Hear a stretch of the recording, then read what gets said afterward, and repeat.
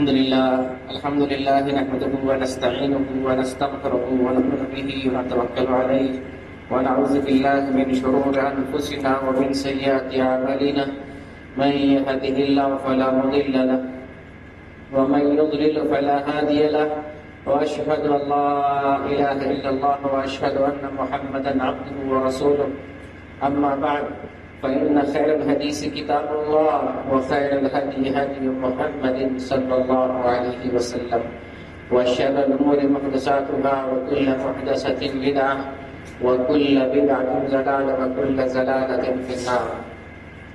أعوذ بالله من الشيطان الرجيم. بسم الله الرحمن الرحيم.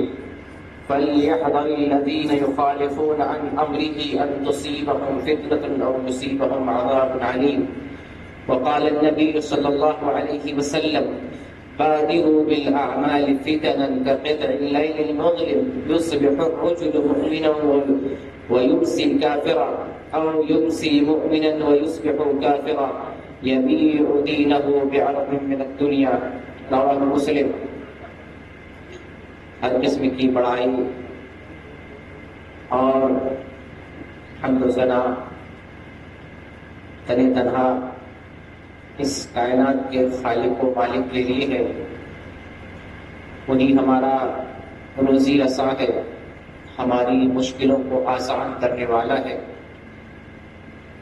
دنیا کا پورا نظام سنبھالنے والا ہے،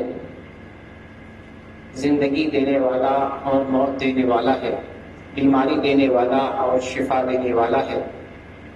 اسی نے زمین اور آسمان بنایا، اس دنیا کو بنایا، انسانوں کو بنایا، اور وہی ایک دن اس دنیا کو ختم کر دے گا، فنا کر دے گا. اور وہی ذات ہے جو آخرت لانے والا ہے، ایک ایسی دنیا لانے والا ہے جو دنیا کبھی فنا نہیں ہوگی، اور وہ آخرت کی دنیا ہے. مومنوں کو اسی آخرت کی دنیا کی تیاری کرنی چاہیے. اور یہ جو دنیا کی زندگی ہے، یہ دنیا کی زندگی عمل کے لیے، امتحان کے طور پر اور آخرت کی تیاری کے لیے ہے. درود و سلام کا نزول ہو تمام پیغمبروں پر، بالخصوص نبی آخر الزماں حضرت محمد مصطفیٰ صلی اللہ علیہ وسلم پر. عزیز دوستوں اور اسلامی بھائیوں، اللہ تعالیٰ نے سورہ نور آیت نمبر 63 میں ارشاد فرمایا ہے فَلْيَحْذَرِ الَّذِينَ يُخَالِفُونَ عَنْ أَمْرِهِ ان تصیبہم فتنۃ او یصیبہم عذاب علیم. ان لوگوں کو ڈرنا چاہیے، ان لوگوں کو خوف کھانا چاہیے جو نبی کے احکام کی مخالفت کرتے ہیں، نبی کی سنت کو ٹھکراتے ہیں، نبی کے اوامر سے بھاگتے ہیں، نبی کے حکم سے دور ہوتے ہیں یا مخالفت کرتے ہیں. ان لوگوں کو اللہ سے ڈرنا چاہیے. اس بات سے ڈرنا چاہیے کہ نبی کے معاملے کی مخالفت کی وجہ سے اللہ تعالیٰ کہیں اس پر مصیبت نازل نہ کر دے، اللہ کہیں اس کو مصیبت میں گرفتار نہ کر دے، یا اللہ تعالیٰ اسے کسی بڑے عذاب میں مبتلا نہ کر دے. قرآن کی اس آیت سے معلوم ہوتا ہے کہ جو لوگ نبی کی سنت کو ٹھکراتے ہیں، نبی کی سنت کی مخالفت کرتے ہیں، نبی کا حکم بجا نہیں لاتے، نبی کے حکم کی عدولی کرتے ہیں، تو ایسے آدمی پر اللہ کی طرف سے مصیبت اور بلا نازل ہوتی ہے، اور وہ اللہ کی طرف سے کسی عذاب میں مبتلا ہو سکتا ہے. اس آیت میں فتنہ کا لفظ آیا، فتنہ. اللہ اس پر فتنہ نازل کر دیتا ہے، اسے فتنے میں مبتلا کر دیتا ہے، یا اس پر دردناک عذاب بھیجتا ہے. اور آج فتنے کا زمانہ ہے، ہر طرف فتنے ہیں، قسم قسم کے فتنے ہیں، اور ان فتنوں کی وجہ سے ہمارے ایمان ختم ہو رہے ہیں، ہمارے ایمان کمزور ہو رہے ہیں، مسلمان کی قوت، ایمانی قوت ختم ہو رہی ہے، اور مسلمان فتنوں میں گرفتار ہو کر آخرت کو تباہ کر رہے ہیں. نبی کریم صلی اللہ علیہ وسلم ارشاد فرماتے ہیں، صحیح مسلم کی روایت ہے، حدیث نمبر 118. آپ صلی اللہ علیہ وسلم ارشاد فرماتے ہیں بادروا بالاعمال، تم نیک کاموں کی طرف جلد بازی کرو، نیک کاموں کی طرف پہل کرو، سبقت کرو، جلدی جلدی کرو. کیوں ایسا کرو؟ بادروا بالاعمال فتنا کقطع اللیل المظلم، تم نیک اعمال کی طرف جلد بازی کرو اس سے پہلے کہ تاریک رات کے حصے کی طرح تہ بتہ فتنے آ جائیں۔ تم فتنوں کے آنے سے پہلے پہلے نیک اعمال کر لو، اعمال کر کے اپنے دامن بھر لو نیکیوں سے اور اچھائیوں سے، اپنی آخرت کو آباد کر لو۔ کیوں؟ اس لیے کہ فتنے ایسے تہ بتہ تاریک رات کی طرح آئیں گے، ایسے فتنے آئیں گے یصبح الرجل مؤمنا ویمسی کافرا، کہ صبح میں آدمی مسلمان ہوگا، مومن ہوگا، اور شام میں وہ کافر ہو جائے گا۔ ایک دن میں 24 گھنٹہ بھی نہیں لگے گا، صبح مومن ہے اور شام میں کافر ہو گیا۔ اور یمسی مومنا ویصبح کافرا، یا وہ شام میں مومن ہوگا اور صبح اٹھتے ہی کافر ہو جائے گا۔ اتنے فتنے اس قدر شدید ہوں گے اور فتنے کی لپٹ اتنی تیز، اتنی سخت ہوگی، اچھے اچھوں کے ایمان ختم ہو جائیں گے۔ فتنہ اتنا شدید ہوگا، صبح مسلمان اور شام میں وہ کافر ہو جائے گا، اپنے ایمان کا سودا کر بیٹھے گا، مرتد ہو جائے گا، کافر ہو جائے گا، یا شام میں مومن ہوگا اور صبح اٹھے گا تو وہ کفر کی حالت میں ہوگا، اسلام چھوڑ چکا ہوگا۔ یبیع دینہ بعرض من الدنیا، لوگ اپنے ایمان کو، اپنے دین کو دنیاوی سامان سے بیچ ڈالیں گے۔ تو نبی نے فرمایا کہ فتنے رات کی تاریکی کی طرح ایسے تہ بتہ آئیں گے کہ اس زمانے میں آدمی اپنا ایمان بھی نہیں بچا پائے گا۔ صبح مسلمان، شام میں کافر، شام میں مسلمان، صبح کافر، اور لوگ ایمان کا پیسوں کے بدلے، دنیاوی سامان کے بدلے سودا کرتے رہیں گے۔ تو ایسے فتنے آئے، اس سے پہلے پہلے تم نیکیاں کر کے اپنے ایمان کو مضبوط کر لو، اپنی دنیا اور اپنی آخرت کو بہتر بنا لو۔ اور ایک اور حدیث کے اندر آیا، نبی صلی اللہ علیہ وسلم فرماتے ہیں، جس کا مفہوم یہ ہے کہ شروع والے جو زمانے کے لوگ ہیں، صحابہ اور ان کے بعد والے قریب زمانے والے، ان کے زمانوں میں فتنے کم ہوں گے، نہ کہ برابر ہوں گے۔ جیسے جیسے زمانہ قیامت سے قریب ہوتا جائے گا، آخری وقت کا جو زمانہ ہوگا قیامت سے قریب ہوگا، فتنے اس وقت تہ بتہ ہوں گے، پے در پہ ہوں گے، مسلسل ہوں گے، سخت سے سخت ہوں گے، ایک سے ایک بڑے بڑے فتنے آئیں گے۔ فتنہ کسے کہتے ہیں؟ فتنہ آپ نے سنا ہوگا، قرآن میں مختلف جگہ میں بار بار اللہ نے فتنے کا ذکر کیا۔ فتنہ کہتے ہیں امتحان کو، آزمائش کو۔ اللہ تعالیٰ آزماتا ہے، کس چیز کے ذریعے آزماتا ہے؟ بیماری کے ذریعہ، مصیبت کے ذریعہ، طوفان کے ذریعہ، زلزلہ کے ذریعہ، اولاد کے ذریعہ، مال کے ذریعہ، عورت کے ذریعہ، زمین کے ذریعہ، دنیاوی نعمتوں کے ذریعہ، جن چیزوں کے ذریعے اللہ تعالیٰ ہمارا امتحان لیتا ہے وہ سب فتنہ ہے، سب فتنہ ہے۔ عورت فتنہ ہے، مال فتنہ ہے، زمین فتنہ ہے، جائیداد فتنہ ہے، اور جتنی بھی چیزیں ہمارے ایمان کو کمزور کر رہی ہیں سب فتنہ ہے۔ اور مثال سے اگر سمجھنا چاہیں تو ہم یہ کہہ سکتے ہیں کہ اگر آپ کسی سوسائٹی میں جی رہے ہیں، وہاں سود خوری ہے، سود کھاتے ہیں لوگ، سودی کاروبار کرتے ہیں، تو آپ کے لیے اس سماج میں سود فتنہ ہے۔ ایک مسلمان کی حیثیت سے آپ کو اس سماج میں سود سے بچنا ہے، اپنے آپ کو سود سے بچانا ہے۔ یہ آپ کی آزمائش ہے، آپ کے لیے آزمائش ہے اللہ کی طرف سے کہ اپنے ایمان کو بچائے رکھو اور سودی کاروبار سے رک جاؤ۔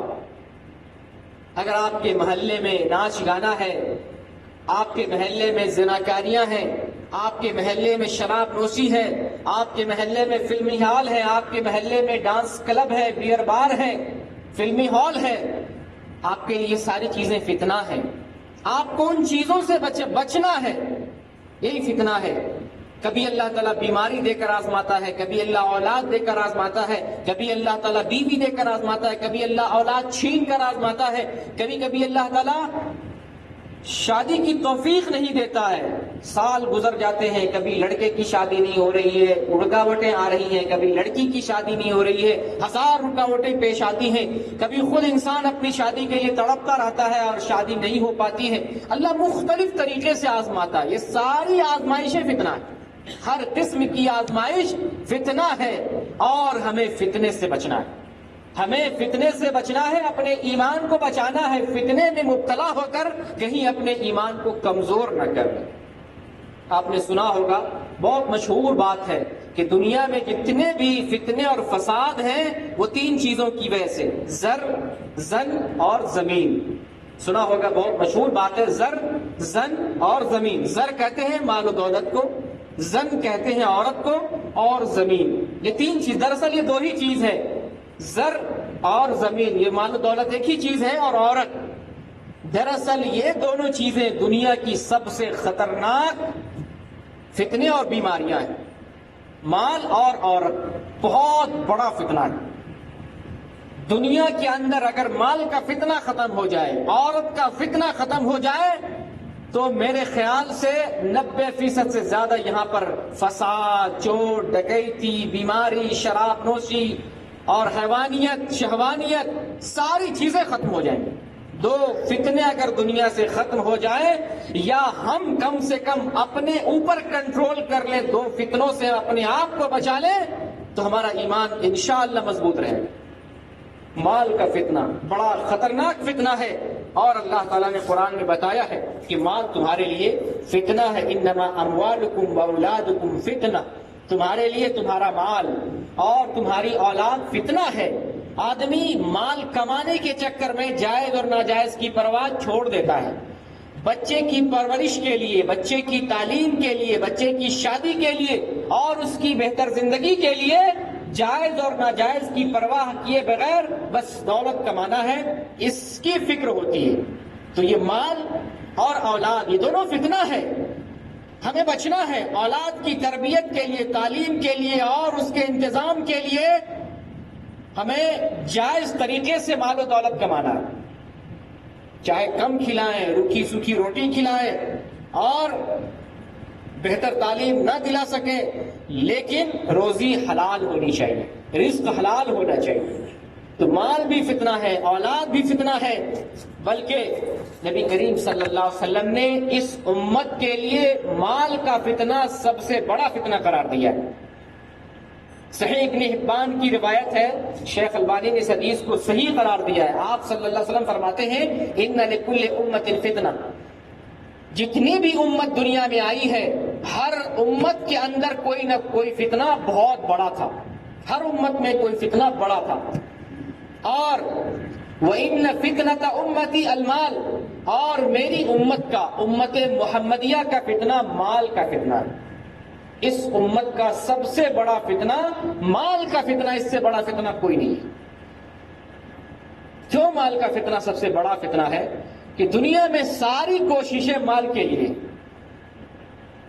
ڈکیتی مال کے لیے، چوری مال کے لیے، قتل و غارت گری مال کے لیے، فساد مال کے لیے، حکومت و سیادت و قیادت مال کے لیے، چھین جھپٹ مال کے لیے، سود بازی، قمار بازی مال کے لیے، رشوت مال کے لیے، حرام کاری مال کے لیے، دھوکہ اور غبن مال کے لیے، ساری حرکتیں مال سے تعلق رکھتی ہیں۔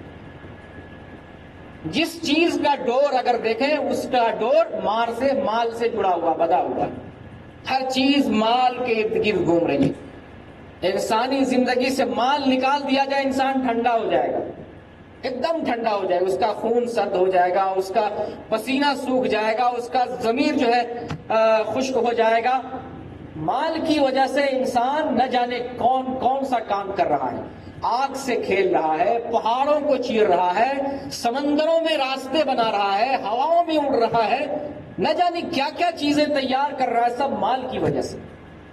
انسان کی زندگی سے مال کی محبت نکال دی جائے اور مال کا فتنہ ختم کر دیا جائے، دنیا کے سارے فتنے ختم ہو جائیں گے، بند ہو جائیں گے۔ تو امت محمدیہ کا سب سے بڑا فتنہ مال کا فتنہ ہے۔ مال کی وجہ سے ہی آدمی جائز ناجائز، حرام حلال، کفر شرک معصیت، کسی چیز کی پرواہ نہیں کرتا، کسی چیز کی پرواہ نہیں کرتا۔ اور آپ اندازہ لگائیے ایک حدیث سے ترمذی کی حدیث ہے، حدیث نمبر 2376. بڑی اچھی مثال دی محمد صلی اللہ علیہ وسلم نے مال کے متعلق. جو لوگ مال سے محبت کرتے ہیں اس کا ایمان کیسے غرق ہوتا ہے آپ نے ایک مثال کے ذریعے سمجھایا. آپ نے مثال دی ما ذئبانی جائعانی ارسلا فی غنم، کہ دو بھوکے بھیڑیے کو بکریوں کے ریور میں چھوڑ دیا جائے. دو بھیڑیا بھوکے ہیں، اس کو کھانا چاہیے اور بکریوں کے ریوڑ میں چھوڑ دیا جائے. مال بھی اس کے لیے وہ کون؟ جو بھیڑیا پسند کرتا ہے. بکریاں بھیڑیا چھوڑے گا نہیں، ایک بھی بکری نہیں چھوڑے گا. کیوں؟ اس لیے کہ وہ ایسے بھی پہلے سے بھی بھوکا ہے. تو دو بھوکے بھیڑیے اگر بکریوں کے ریوڑ میں چھوڑ دیے جائیں بِأَفْسَدَ لَهَا مِنْ حرص المرء علی المال والشرف لدینہ، تو اتنا نقصان بھیڑیا بکریوں کو نہیں پہنچائے گا جتنا نقصان انسان اپنے مال کے حرص کی وجہ سے، دنیا کے منصب اور جاہ کی وجہ سے اپنے دین کو جتنا نقصان پہنچائے گا اتنا بھیڑیا، بھوکا بھیڑیا بھی بکریوں کو نقصان نہیں پہنچائے گا. یہ مال کا حرص، مال کا لالچ اور مال کی محبت انسان کے دین کو تباہ کر کے رکھ دیتا ہے. اور امت محمدیہ کا جو فتنہ ہے، سب سے بڑا فتنہ مال کا فتنہ، اس فتنے کو ہمیں سمجھنے کی ضرورت ہے. مال کمانا اسلام ہمیں اس سے نہیں روکتا. مال کمانا ہے مگر جائز طریقے سے. مال کمانا بھی محنت سے کمانا یہ عبادت ہے. اور مال، جائز مال کے ذریعہ بچوں کی پرورش کرنا، بیوی بچوں پر خرچ کرنا یہ عبادت ہے، اجر ملتا ہے. مگر مال جائز طریقے سے آپ حاصل کریں اور صحیح مصرف میں اس کو خرچ کریں. اگر انسان مال کی محبت میں گرفتار ہو جائے تو پھر کوئی بھی حد پار کر سکتا ہے. باپ کو قتل کر سکتا ہے، بیٹے کو دفن کر سکتا ہے، اولاد ماں کے پیٹ میں بچے کا قتل کر سکتا ہے، اپنی بیوی کو چھوڑ سکتا ہے، دنیا میں فساد اور قتل و غارت گری کا بازار گرم کر سکتا ہے، کچھ بھی حد انجام دے سکتا ہے. اور آج لوگ دے رہے ہیں. آج لوگ مال و دولت کے لیے کوئی بھی حد پار کرنے کے لیے تیار ہے اور کر رہے ہیں. لوگ بستیوں کی بستی تباہ کرنی پڑے، گھروں کا گھر اجاڑنا پڑے، بستیوں میں آگ لگانا پڑے اور ہزاروں لوگوں کا قتل کرنا پڑے اور انسان کا خون چوسنا پڑے، کسی کو کتنی بھی تکلیف ہو جائے، مال کی محبت پیدا ہو جائے تو پھر انسان دوسرے کی تکلیف بھول جاتا ہے، دوسرے کی تکلیف کو نظر انداز کر دیتا ہے. تو یہ مال کی محبت زمانے کے اندر سب سے بڑا فتنہ ہے. ہمیں اس فتنے سے اپنے آپ کو بچانا ہے تاکہ ہمارا ایمان ختم نہ ہو جائے، ہمارا ایمان سرد نہ ہو جائے. مال کی محبت یہ زمانے کا بڑا فتنہ ہے. اور ایک بہت بڑا فتنہ وہ عورت کا فتنہ ہے. آج زمانے میں مال کے بعد جو فتنہ نظر آتا ہے وہ عورت کا فتنہ. ہر جگہ عورت نظر آتی ہے. انسان عورت کا خوگر اور عورت کی محبت میں گرفتار، عورت کے پیچھے بھاگ رہا ہے. جیسے ایک انسان مال کے پیچھے بھاگ رہا ہے اسی طریقے سے ایک انسان عورت کے پیچھے بھاگ رہا ہے. اور عورت زمانے میں طرح طرح سے سج کر سنور کر اپنی خوبصورتی اور اپنے حسن کا اظہار کر رہی ہے. لباس چھوٹا سے چھوٹا ہو گیا. جن کو گھروں میں بیٹھنا چاہیے آج وہ فلیٹ میں ہے، آج وہ ٹرین میں ہے، آج وہ بسوں میں ہے، آج وہ ہاسپٹل میں ہے، ریسپشن میں ہے، گاڑیاں چلا رہی ہے، ہر بھیڑ بھاڑ میں، ہر کالج میں، ہر یونیورسٹی میں ہے. یہاں تک کہ بچے اور لڑکیاں دونوں ایک ساتھ تعلیم حاصل کر رہے ہیں، دونوں ایک ساتھ پڑھا رہے ہیں، دونوں ایک ساتھ کھیل کود کر رہے ہیں. آپ تصور نہیں کر سکتے. کرکٹ کا میچ ہوتا ہے لڑکے اور لڑکیوں میں، کبڈی کھیلتے ہیں لڑکے اور لڑکیوں میں، اس کا بدن پکڑتے ہیں، اسے پچھاڑتے ہیں. اللہ کی پناہ کیسے کیسے فتنے آ گئے. عورت اور مرد کا مقابلہ ہوتا ہے، کشتی کا مقابلہ ہوتا ہے، اور جو ہے نہ جانے کون کون سے کام عورت مرد کے، کوئی فرق نہیں رہا. عورت کا فتنہ اتنا شدید ہو گیا کہ ہر جگہ آپ کو عورت ہی عورت نظر آتی ہے. آج سوشل میڈیا کا زمانہ. ایک شخص جب اپنے ہاتھ میں موبائل لیتا ہے تو اس کے ذہن میں اگر دیندار نہیں ہے تو صرف لڑکیوں ہی کے چکر میں رہے گا، صرف لڑکی کے چکر میں. یہاں تک کہ کتنے لوگ تو صرف لڑکیوں کی آئی ڈی بنا بنا کر لڑکیوں سے محبت کرتے ہیں، لڑکیوں کی آئی ڈی بناتے ہیں۔ تو پوری دنیا آج عورت کے پیچھے ہے۔ نبی کریم صلی اللہ علیہ وسلم نے اس چیز کو بھانپ لیا تھا اور آپ نے اس چیز کی طرف اشارہ فرما دیا۔ اسامہ بن زید رضی اللہ تعالیٰ عنہ بیان کرتے ہیں کہ نبی اکرم صلی اللہ علیہ وسلم نے ارشاد فرمایا، ما ترکت بعدی فتنة اضر علی الرجال من النساء۔ یہ بخاری کی حدیث ہے۔ نبی صلی اللہ علیہ وسلم فرماتے ہیں کہ میں نے اپنے بعد مردوں کے لیے سب سے خطرناک فتنہ عورتوں کو چھوڑا ہے۔ میں نے اپنے بعد مردوں کے لیے سب سے خطرناک چیز عورتوں کو چھوڑا ہے۔ یہ عورت بہت بڑا فتنہ ہے۔ عورت اگر چاہے گھر تباہ کر دے گی، سماج تباہ کر دے گی، ملک تباہ کر دے گی، پوری دنیا تباہ کر دے گی۔ آپ کا دین تباہ کر دے گی، آپ کی عزت تباہ کر دے گی، اور آپ کی دولت، ہر چیز عورت تباہ کر سکتی ہے۔ اس کے پاس مکر ہے، اس کے پاس فریب ہے، اس کے پاس خوبصورتی ہے، اس کے پاس کشش ہے، اور وہ چیز ہے جو انسان طلب کرتا ہے۔ اللہ نے ضمیر جو انسان کے دل میں رکھا ہے، خواہش جو انسان کے دل میں رکھا ہے، وہ خواہش عورتوں کو چاہتی ہے، خوبصورتی چاہتی ہے، لذت چاہتی ہے، فریب چاہتی ہے، اور عورتوں کے اندر یہ ساری چیزیں اللہ نے رکھ دیا ہے۔ اس لیے کمزور ایمان والے عورتوں کے پیچھے بھاگ رہے ہیں، اس کا دیوانہ بنے ہوئے ہیں، اس کا خوگر بنے ہوئے ہیں، اور آج عورتوں کا استعمال ہر کام کے لیے، چوری ڈکیتی کے لیے، پولیس محکمہ کے لیے، کھیل کود کے لیے، کام کاج کے لیے، ہر چیز کے لیے عورتوں کو آگے بڑھایا جا رہا ہے، جیسے لگتا ہے عورت اور مرد میں کوئی فرق نہیں۔ اور ہر شعبے میں عورتوں کی حصے داری، عورتوں کو کام، ہر شعبے میں 50%۔ جہاں بھی نوکری کا اعلان ہوتا ہے، عورت مرد دونوں آدھا آدھا، اسکول ہو، کالج ہو، یونیورسٹی ہو، یا جو ہے دنیا جو بھی پوسٹ ہو، ہر جگہ عورت اور مرد کا دونوں شعبہ اکٹھے، عورت مرد دونوں۔ ہوتا کیا ہے؟ زنا ہوتا ہے، فحشکاری ہوتی ہے، برائیاں ہوتی ہیں، ریپ ہوتا ہے، مرڈر ہوتا ہے، خون ہوتا ہے، اور فتنے فساد ہوتے ہیں۔ یہ عورتوں کو گھر سے نکال کر باہر کرنے کی وجہ سے، عورتوں کو بازاروں میں لانے کی وجہ سے، آفسوں میں لانے کی وجہ سے، فلائٹ میں لانے کی وجہ سے، ہاسپٹل میں لانے کی وجہ سے، یہ سارے فتنے بڑھتے جا رہے ہیں۔ تو عورتوں کا فتنہ زمانے کا بہت بڑا فتنہ ہے، اور جب ہمیں معلوم ہے کہ مال فتنہ ہے تو ہمیں مال کے فتنے سے بچنا ہے۔ وہ محبت مال کی ہم اپنے دل میں نہیں پیدا کرنی ہے جس کی وجہ سے ہمارا ایمان غرق ہو جائے۔ اور عورت فتنہ ہے تو اس فتنے کی جگہ سے ہمیں بچنا ہے، اس کی طرف نظر نہیں اٹھانی ہے، اس کے قریب نہیں جانا ہے، اور وہ کام نہیں کرنا ہے جو ہمیں اس تک پہنچا دے، حرام کاری تک پہنچا دے، گناہ تک پہنچا دے۔ یہ دو فتنے، مال کا فتنہ، عورت کا فتنہ، زمانے کے اندر بہت بڑا فتنہ ہے۔ اسی طریقے سے بہت سارے فتنے ہیں زمانے میں۔ نبی کریم صلی اللہ علیہ وسلم کا ارشاد ہے، لا تقوم الساعة حتى يكثر الحرج قالوا وما الحرج یا رسول اللہ قال القتل والقتل۔ نبی کریم صلی اللہ علیہ وسلم ارشاد فرماتے ہیں کہ قیامت اس وقت تک قائم نہیں ہوگی یہاں تک کہ دنیا میں حرج زیادہ ہو جائے۔ صحابہ نے پوچھا، اللہ کے رسول یہ حرج کیا ہے؟ آپ نے فرمایا، دنیا میں جب قتل، خون، قتل و غارت گری زمانے میں کثرت سے ہو جائے تو قیامت سمجھو قائم ہو جائے گی۔ اور آج ایسے ہی ہو رہا ہے۔ قتل جیسے لگتا ہے مکھی مارنا، چیونٹیوں کو مارنا، جیسے اپنے سر پہ کوئی مکھی بیٹھ گئی اسے اڑا دینا، ایسے ہی قتل ہے۔ معمولی سی بات کے لیے، معمولی سی ایک بالغ سی زمین کے لیے، تھوڑی سی زمین کے لیے، تھوڑے سے پیسے کے لیے، چوری کے لیے، زنا کے لیے، شراب پینے کے لیے، معمولی سے ایک شراب پلا دے، کوئی پیسہ دے دے، کسی کا مرڈر کر دیتا ہے۔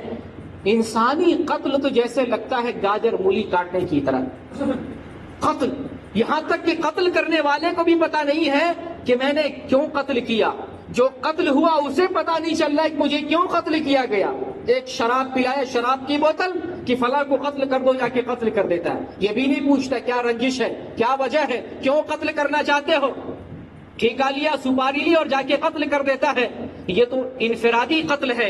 اجتماعی طور پر فرقہ وارانہ فساد پھیلتا ہے اور سینکڑوں کی تعداد میں لوگ ایک دوسرے کو قتل کر دیتے ہیں، سینکڑوں کی تعداد میں قتل ہو رہے ہیں لوگ۔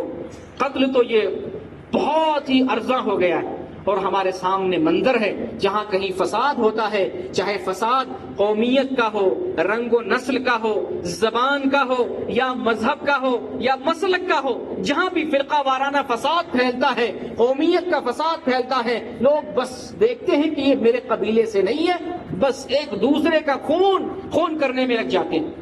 تو آج قتل عام ہو گیا ہے۔ نبی کریم صلی اللہ علیہ وسلم فرماتے ہیں ایک زمانہ آئے گا یقبض العلم، علم اٹھا لیا جائے گا، وَيَظْهَرُ الْجَهْلُ وَالْفِتَنُ، اور فتنے عام ہو جائیں گے، جہالت پھیل جائے گی، وَيَكْثُرُ الْحَرْجُ، اور قتل و غارت گری عام ہو جائے گی۔ آج زمانے میں علم اٹھ گیا، کہنے کے لیے یہ سائنس کا زمانہ ہے، ٹیکنالوجی کا زمانہ ہے، مگر صحیح علم نہیں ہے، حقیقی علم نہیں ہے۔ لوگ جھوٹ بولتے ہیں، دین کے معاملے میں جھوٹ بولتے ہیں، جھوٹ بولنے کے لیے اسٹیج کا استعمال کرتے ہیں، دین کا استعمال کرتے ہیں، فتووں کا استعمال کرتے ہیں، ممبر کا استعمال کرتے ہیں، ممبر پر کھڑے ہو کر جھوٹے قصے بیان کرتے ہیں، جھوٹی حدیثیں بیان کرتے ہیں، قرآن کا غلط ترجمہ کرتے ہیں، حدیث کا غلط مفہوم بیان کرتے ہیں، صرف اپنے لوگوں کو خوش کرنا ہے، اپنی جماعت کو خوش کرنا ہے، لوگوں سے واہ واہی طلب کرنی ہے، ایسی جھوٹی باتیں جو ہمارے قرآن میں نہیں ہے، حدیث میں نہیں ہے، ہندو کی کتاب میں ہے، اسرائیل میں ہے، یہودیوں میں ہے، تورات میں ہے، انجیل میں ہے، جن کتابوں پر ہمارا اعتبار نہیں ہے، ان کتابوں سے جھوٹی باتیں لا کر اپنی عوام کو خوش کیا جاتا ہے، جبکہ ہمارا دین صرف قرآن اور محمد صلی اللہ علیہ وسلم کی حدیث۔ حقیقی علم نہیں رہ گیا آج۔ چند کتابیں پڑھ کے آپ دیکھتے ہوں گے فیس بک پر، انٹرنیٹ پر اور واٹس ایپ پر مفتی بنے بیٹھے ہیں، مفتی بنے بیٹھے ہیں۔ کسی گروپ میں آپ فیس بک کے کسی گروپ میں ایک سوال کر لیں، اس گروپ میں اگر 1,00,000 ممبر ہے، ہر کوئی فتویٰ دے گا، ایسا کرو ویسا کرو۔ دین کے معاملے میں، یہ دنیا کا معاملہ نہیں بتاتا ہوں، دین کے معاملے میں بتا رہا ہوں۔ آپ فیس بک پہ کسی بھی گروپ میں آپ موجود ہوں یا واٹس ایپ کے کسی گروپ میں موجود ہوں، ایک سوال کر کے دیکھ لیں، اس گروپ میں جتنا آدمی موجود ہوگا ہر کوئی فتویٰ جاڑے گا، ہر کوئی فتویٰ دے گا، جبکہ ہر کوئی تو مفتی نہیں ہوتا، اس گروپ میں ہر کوئی عالم تو نہیں ہوتا۔ تو یہ چند باتیں ادھر ادھر سے انٹرنیٹ سے سیکھ لیا، کسی سے سن لیا، چند کتابیں پڑھ لی اور فتویٰ دینے لگے۔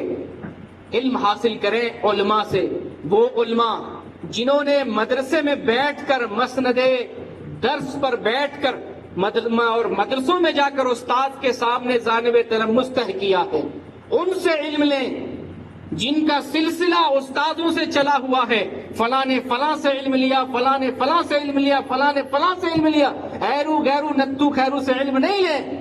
آج یوٹیوب کے لیے ویڈیو بنانے والے بڑے مفتی اور مولانا ملیں گے، گھر میں بیٹھ گئے ایک ٹیبل پر اور ویڈیو ریکارڈ کر رہے ہیں، حدیث یہ ہے، مفہوم یہ ہے، مطلب یہ ہے، اور الٹا پلٹا معنی مفہوم بیان کرتے ہیں۔ یہ لوگ ایسا کیوں کرتے ہیں؟ اپنے آپ کی شہرت کے لیے، لوگوں میں مشہور ہونے کے لیے، اور یوٹیوب کے ذریعے پیسہ کمانے کے لیے۔ یوٹیوب کے ذریعے لوگ پیسہ بھی کماتے ہیں۔ کیا آپ اگر ویڈیو اس پہ ڈالتے ہیں تو گوگل ایڈسن کی طرف سے آپ ایڈ لے سکتے ہیں، پرچار لے سکتے ہیں، تو آپ کی ویڈیو جتنے لوگ دیکھیں گے ویو کے حساب سے، ویور کے حساب سے، پھر آپ کو گوگل کمپنی اس کا منافع، پرچار کا منافع دیتی ہے اور پیسے ملتے ہیں۔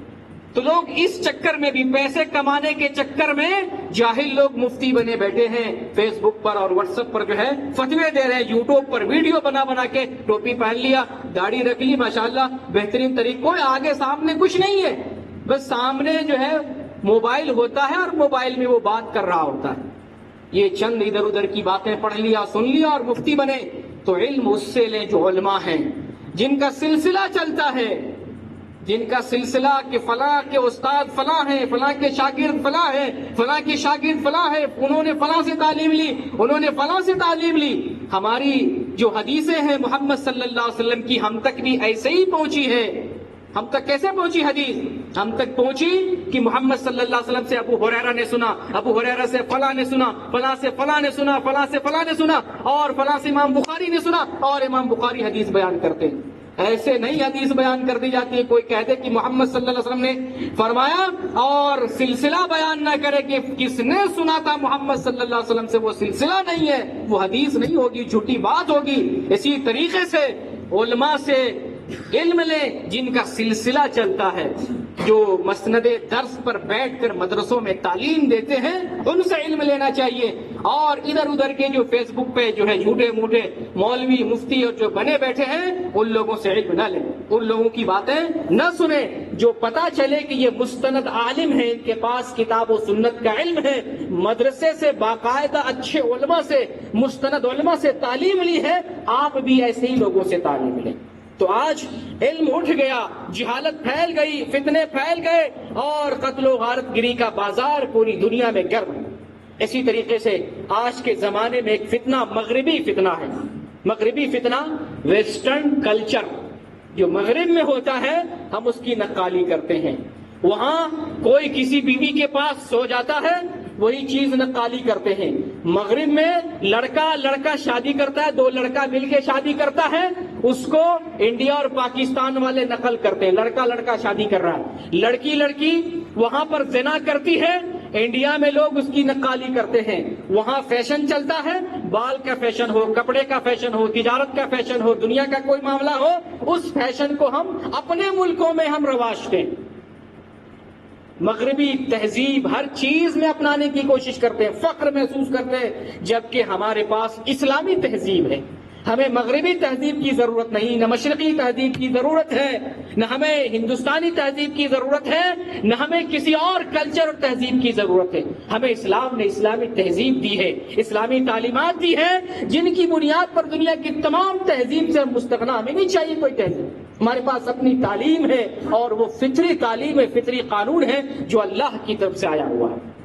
تو مغربی تہذیب کی وجہ سے لوگ فتنے میں مبتلا ہیں، ادھر جو کچھ ہو رہا ہے اس کی نقالی ہم کرتے ہیں، ادھر اعلان ہوتا ہے 2 بچے پیدا کرو، ہم ادھر استعمال کرتے ہیں، ادھر سے کنڈوم استعمال کمپنی نکالتی ہے، ادھر ہم کنڈوم استعمال کرتے ہیں، ادھر کوئی دوا استعمال ہوتی ہے، ادھر اس کا استعمال کرتے ہیں، ادھر جو کچھ ہو رہا ہے اس کو ہم یہاں استعمال کر رہے ہیں۔ ویسٹرن کلچر کی وجہ سے پوری دنیا تباہی کے دہانے پر پہنچ گئی ہے۔ اور آج کتنی تاریخ ہے؟ آج 14 فروری ہے۔ 14 فروری اس کو ویلنٹائن ڈے منایا جاتا ہے آج کے دن۔ یہ ویلنٹائن ڈے کیا ہے؟ یہ زنا ہے، یہ ناجائز تعلق ہے، یہ عشق ہے، یہ عورت کا غلط استعمال۔ اسلام نے عورت کی طرف دیکھنے سے بھی منع کیا، اجنبی عورت کی طرف۔ اور آج کے دن کیا ہوتا ہے؟ آج کے دن عورت کے ساتھ مستی کرتے ہیں، ڈانس کرتے ہیں، زنا کرتے ہیں، ملتے ہیں، محبت کا اظہار کرتے ہیں، اور اس کا نام دیتے ہیں عید محبت، عید عاشقاں، ویلنٹائن ڈے۔ بتائیے، عالمی تو پیمانے پر آج کے دن محبت کا دن منایا جاتا ہے، یہ محبت ہے یا زنا کا دن مناتے ہیں؟ یہ تو زنا ہی کہ نہیں، سراسر زنا، اس میں کوئی شک نہیں ہے۔ اور آدمی شوق سے، یہ ویسٹرن کلچر ہے، عیسائیوں کا کلچر ہے، عیسائیوں نے اس کو رواج دیا، اور آج کتنے مسلمان آپ دیکھے ہوں گے، فیس بک پہ آپ کو نظر آئے گا، سوشل میڈیا پہ نظر آئے گا، یہاں بیٹھے بیٹھے نظر آئے گا، کہاں کہاں لوگ ویلنٹائن ڈے منا رہے ہیں۔ تو یہ ویسٹرن کلچر ہے، مغربی تہذیب نے ہمارے ایمان کا بیڑا غرق کر دیا۔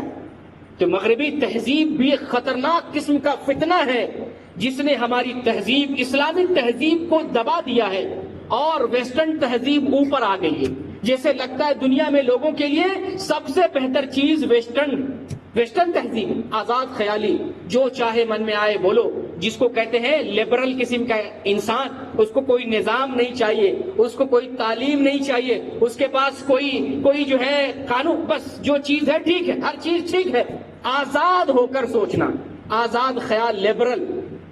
اور دنیا کے اندر قسم قسم کے فتنے آ رہے ہیں، یہ سارے مغربی فتنے ہمارے ایمان کے لیے اور ہمارے دین کے لیے بہت ہی خطرناک ہیں۔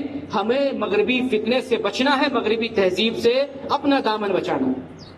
اسی طریقے سے شیطان کا فتنہ، شیطان، ابلیس، آپ کیا سوچتے ہیں اللہ تعالیٰ نے جب ابلیس کو اپنے دربار سے بھگا دیا، کیا وہ خاموش بیٹھا ہوگا؟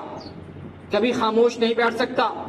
ابلیس، شیطان اور اس کی ذریت پورے زمین میں پھیل کر انسانوں کو بہکانے میں لگے ہوئے۔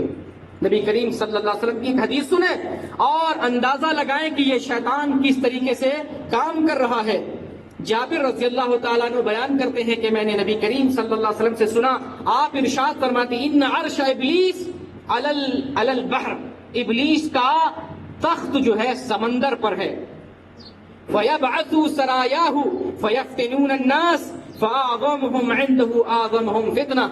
یہ صحیح مسلم کی حدیث ہے 7105 نمبر کی، کہ ابلیس کا تخت سمندر پہ ہے اور ابلیس اپنے لشکروں کو لوگوں کے پاس بھیجتا ہے، انسانوں کے پاس، بنی آدم کے پاس بھیجتا ہے، ٹکڑی ٹکڑی اور فوج بنا کر کہ جاؤ بنی آدم کے پاس جاؤ، انہیں ورغلاؤ، انہیں ان سے برائی کرواؤ، ان کو غلط راستے پر لگاؤ، ان کو بہکاؤ۔ ابلیس اپنے فوج کو بھیجتا ہے، اور یہ ابلیس کے جتنے فوج ہوتے ہیں یہ سب لوگوں کو بہکاتے ہیں، فتنے میں مبتلا کرتے ہیں۔ فَيَفْتِنُونَ النَّاسَ، لوگوں کو فتنے میں مبتلا کرتے ہیں۔ تو یہ جو فوج ہے ابلیس کا، جب یہ کام کر کے ڈیوٹی ختم کر کے ابلیس کے پاس جاتا ہے تو ابلیس کے نزدیک وہ سب سے زیادہ عظیم ہوتا ہے جو لوگوں کو سب سے بڑے فتنے میں مبتلا کرتا ہے۔ اس کی تعظیم کرتا ہے ابلیس، اس کو پاس بلاتا ہے، اس کو بیٹھاتا ہے، اس کی تکریم کرتا ہے کہ تو نے بڑا کام کیا۔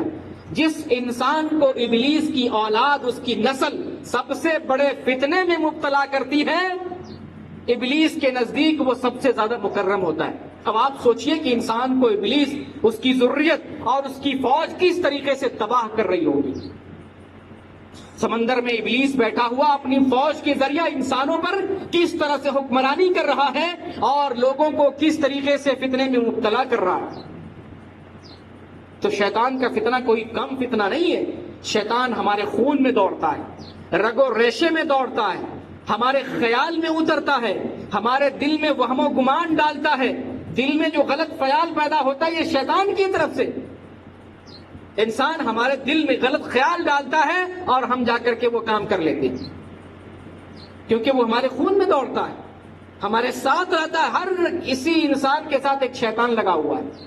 بتائیے، جب ہر کسی کے ساتھ ایک شیطان لگا ہوا ہے، اس کا کام ہی ہے ڈیلی بہکانا، اینی ٹائم بہکانا، برائی پر لگانا، اور آپ ہیں کہ شیطان سے دفاع کرنے کے لیے اپنے آپ کو مضبوط نہیں کیے ہوئے ہیں، تو جہاں جہاں شیطان کمزوری پائے گا وہاں وہاں آپ کو بہکا لے جائے گا۔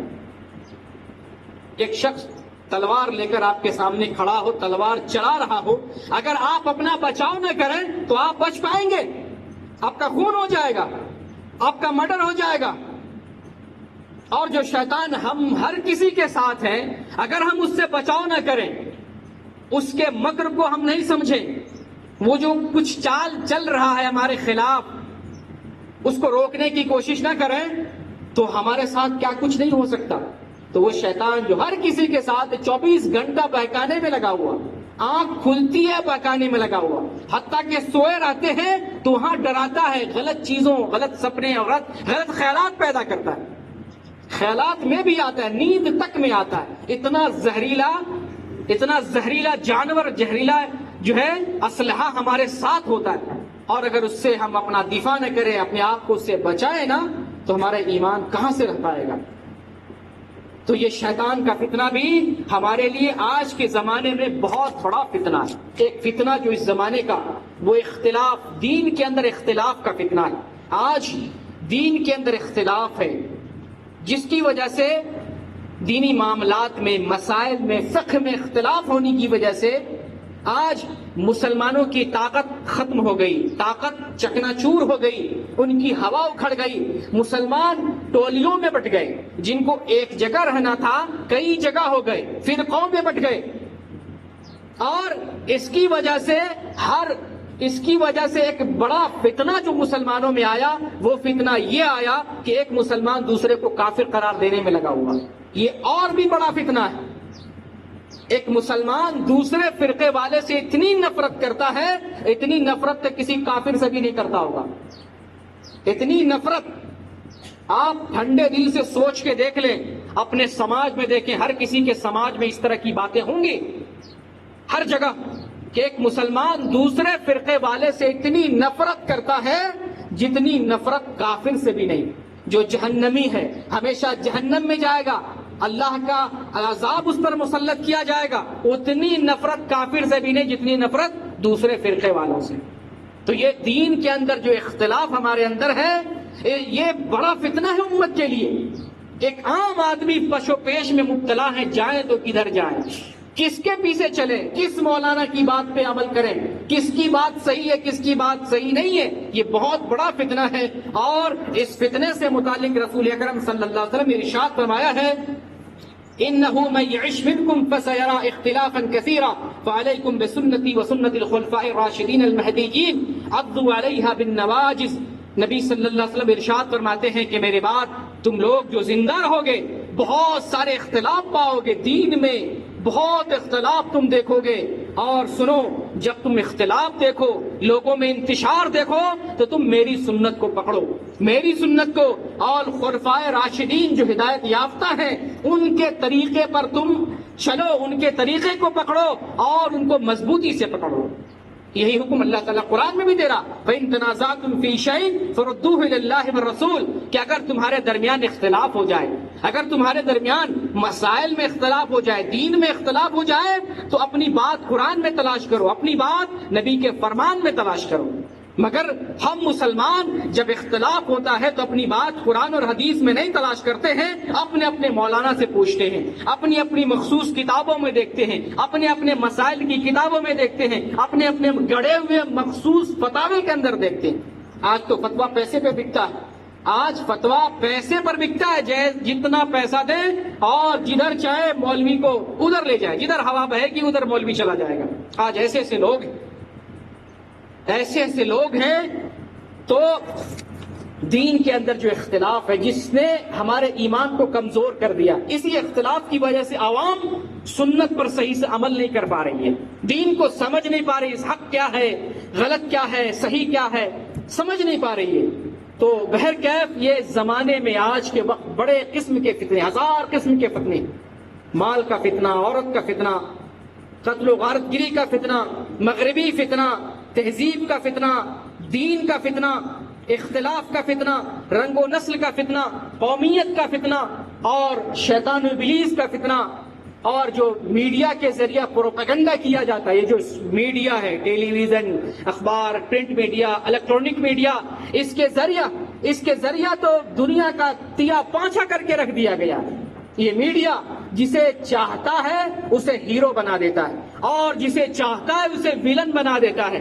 ایک امانت دار آدمی کو دہشت گرد قرار دیتا ہے، ایک مسلمان کو داڑھی رکھنے والے کو، نماز روزہ اور تلاوت کرنے والے کو دہشت گردی کے اعتبار سے پیش کرتا ہے۔ جو صحیح اور سچا پکا مسلمان اور اچھا انسان ہوتا ہے، یہ میڈیا اسے برا انسان بنا کر پیش کرتا ہے، اور زمانے والے اسے دہشت گرد سمجھتے ہیں۔ یہ میڈیا آج کر رہا، امانت دار کو جو ہے جھوٹا ثابت کرتا ہے، جھوٹا کو امانت دار ثابت کرتا ہے، شریف کو غدار کہہ کر جیل میں ڈالتا ہے، اور غداروں اور دہشت گردوں کو شریف کہہ کر اسے مالا پہنایا جاتا ہے، اس کی عزت کی جاتی ہے، اس کا احترام کیا جاتا ہے۔ یہ آج دجالی فتنہ ہے، ایک فتنہ جو دجال کا فتنہ ہے، بڑا خطرناک فتنہ ہے۔ نبی کریم صلی اللہ علیہ وسلم دعا کرتے تھے نماز میں، ہر نماز میں دعا کرتے تھے، چار چیزوں سے پناہ مانگتے تھے، ایک قبر کے عذاب سے پناہ مانگتے تھے، اور ایک زندگی کے فتنے سے دعا مانگتے تھے، ایک موت کے فتنے سے دعا مانگتے تھے، اور ایک دجال کے فتنے سے دعا مانگتے تھے، پناہ مانگتے تھے اللہ تعالیٰ سے۔ تو دجال کیا ہے؟ دجال ہے دجل سے بنا ہوا، جھوٹ، مکر، فریب۔ تو دجال کے آنے سے پہلے دنیا میں جھوٹ پھیل جائے گا، مکر فریب پھیل جائے گا، اور میڈیا والے نے دجال کا کام آسان کر دیا ہے۔ اب پتہ نہیں دجال کب آ جائے، دجال کا زمانہ بہت قریب ہو گیا۔ اس لیے ہم اللہ تعالیٰ سے کثرت سے دجال سے پناہ مانگنے کے لیے دعا کریں، اور سورہ کہف کی تلاوت دجال سے حفاظت کے لیے محفوظ قلعہ۔ تو اب جب یہ حالات ہے تو ہمیں کیا کرنا چاہیے؟ اس فتنے کے زمانے میں ہم سنت کو مضبوطی سے پکڑیں، سنت پر عمل کریں، تو انشاءاللہ فتنے میں پڑنے سے ہم بچ جائیں گے۔ جیسا کہ میں نے شروع میں قرآن کی آیت پیش کی تھی کہ وہ لوگ جو نبی کی سنت کی مخالفت کرتے ہیں، اللہ تعالیٰ اس پر کوئی مصیبت نازل کر دے گا یا اسے عذاب میں مبتلا کر دے گا۔ تو جب تک کتاب اور سنت، قرآن و حدیث پر عمل کرتے رہیں گے، فتنے سے بچتے رہیں گے، فتنے سے محفوظ رہیں گے، اور ساتھ مصائب و مشکلات یہ بھی فتنے ہیں، اس میں ہمیں صبر کرنے کی ضرورت ہے، اور خاص طور سے جب فتنے کا زمانہ ہوتا ہے، نبی اکرم صلی اللہ علیہ وسلم ارشاد فرماتے ہیں ایک زمانہ آئے گا، اس زمانے میں صبر کے ایام ہوں گے، فتنہ بڑا شدید ہوگا، اس فتنے کے زمانے میں اگر کوئی آدمی دین پر عمل کرتا ہے، صبر کرتا ہے، تو اسے 50 آدمی کے عمل کے برابر ثواب ملے گا۔ 50 آدمی۔ صحابہ نے پوچھا اللہ کے رسول یہ 50 آدمی کون ہے، ہمارے میں سے یا ان لوگوں میں سے؟ آپ نے فرمایا نہیں، تمہارے میں سے، صحابہ میں سے۔ یعنی اگر فتنے کے زمانے میں کوئی آدمی دین پر عمل کرتا ہے تو وہ شخص 50 صحابہ کے عمل کے برابر ثواب پاتا ہے فتنے کے وقت۔ تو فتنے کے وقت عمل کرنا، اپنے ایمان کو محفوظ رکھنا بڑا سنگین مرحلہ ہے۔ ایسے وقت میں کتاب و سنت پر عمل کرنے کی ضرورت ہے، اپنے ایمان پر مستقیم اور سیدھے رہنے کی ضرورت ہے، اور ہمیں صبر کے ساتھ اپنے دامن کو بچانے کی ضرورت ہے۔ اور ایک بڑی بات میں کہنا چاہتا ہوں، شادی جس کو ہم نے جو ہے غلط رخ دے دیا ہے، شادی کے اندر ایک طرف اسراف ہے، بہت زیادہ خرچ کرتے ہیں، دوسری طرف قومیت ہے، ایک برادری والا دوسری برادری میں شادی نہیں کرتا، تیسری طرف ہم نے شادی سے دین کو نکال دیا۔ آج شادی ہوتی ہے تو خوبصورتی کی بنیاد پر، آج شادی ہوتی ہے مال و دولت کی بنیاد پر، خاندان کی بنیاد پر، نوکری چاکری کی بنیاد پر، جبکہ محمد صلی اللہ علیہ وسلم نے دین کو معیار بنایا ہے۔ ایک حدیث سنیں اور ذرا اس حدیث پر غور کرنے کی کوشش کریں، اذا خطب الیکم من ترضون دینہ وخلقہ فزوجوہ الا تفعلوا تکن فتنۃ فی الارض وفساد عریض۔ ترمذی کی حدیث ہے، نبی صلی اللہ علیہ وسلم فرماتے ہیں اگر کوئی شخص نکاح کا پیغام دے اور اس کا دین اچھا ہو، دیندار ہو، اور وہ اخلاق والا، اچھے اخلاق والا ہو تو شادی کر دو۔ اگر تم نے اس دیندار والے لڑکے سے اپنی بیٹی کی، اپنی لڑکی کی شادی نہیں کر لی تو سن لو زمانے میں فتنہ آئے گا، زمانے میں فتنہ آئے گا اور بہت بڑا فساد پھیلے گا۔ تو آج زمانے میں جو فساد ہے اسی کی وجہ سے کہ ہم نے اپنے گھر میں دین نہیں لایا۔ جب عورت لاتے ہیں دین نہیں لاتے، ہم نے خوبصورتی دیکھی، خوبصورت بیوی کو گھر لائیں گے تو کون سا بچہ پیدا کرے گی؟ وہ کون سا بچہ؟ وہ عورت اپنے بچوں کو کیا تربیت دے گی؟ عورت ہم نے گھر میں فتنہ لایا، خوبصورتی دیکھ کر، مالداری دیکھ کر، حسن و جمال دیکھ کر ہم نے گھر میں عورت لایا، ایک فتنہ آ گیا، اس سے جو پیدا ہوگا وہ بھی فتنہ، اور وہ عورت مرد کو، شوہر کو بہکاتی رہے گی، وہ بھی فتنہ، پورا گھر فتنہ۔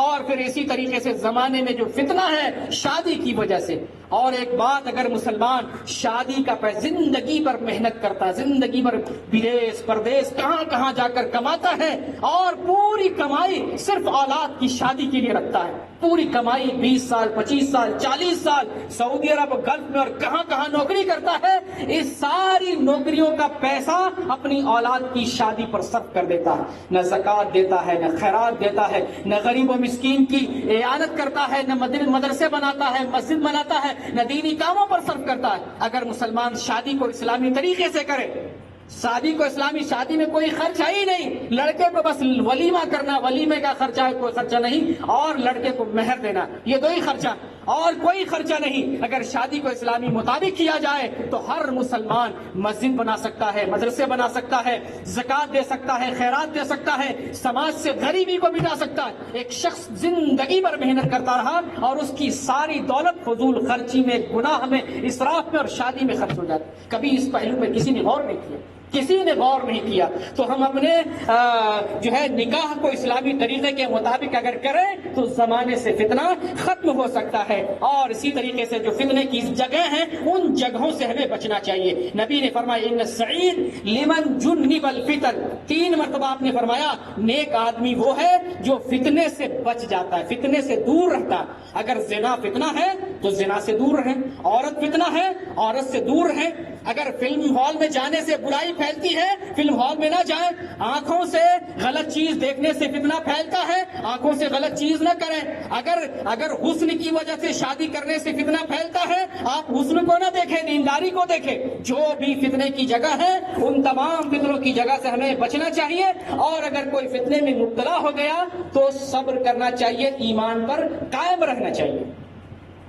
تو یہ جو آج کے زمانے کے حالات ہیں، فتنے زدہ حالات ہیں، اللہ تعالیٰ سے دعا کرتے ہیں اللہ اس فتنے کے حالات میں ہمارے ایمان کو مضبوط رکھے، اللہ ہمارے ایمان کو کمزور نہ ہونے دے، اللہ ہمارے دلوں کو صاف کر دے اور ہماری عبادتوں کے اندر اخلاص پیدا کر دے۔ بہرحال شیطان جن طریقوں سے ہمیں بہکاتا ہے اے اللہ ہمیں ان طریقوں سے محفوظ فرما۔ اے اللہ زمانے کے اندر جو مغربی فتنے ہیں، عورت اور مال کا فتنہ ہے اور قومیت کا فتنہ ہے، اے اللہ تمام فتنوں سے ہمیں محفوظ فرما۔ اے اللہ ہمارے دلوں کو محفوظ فرما، ہمارے گھروں کو محفوظ فرما، ہمارے سماج اور ہمارے ملک کو محفوظ فرما۔ اے اللہ ہمارے اندر اخلاص دے، اے اللہ ہمیں عبادت کی توفیق دے، عبادتوں میں اخلاص دے، بہرحال جب تک زندہ رہیں اسلام پر اور تیرے دین پر قائم رہیں، اور جب ہمارا خاتمہ ہو ایمان پر خاتمہ ہو۔ آمین وآخر دعوانا ان الحمد للہ رب العالمین۔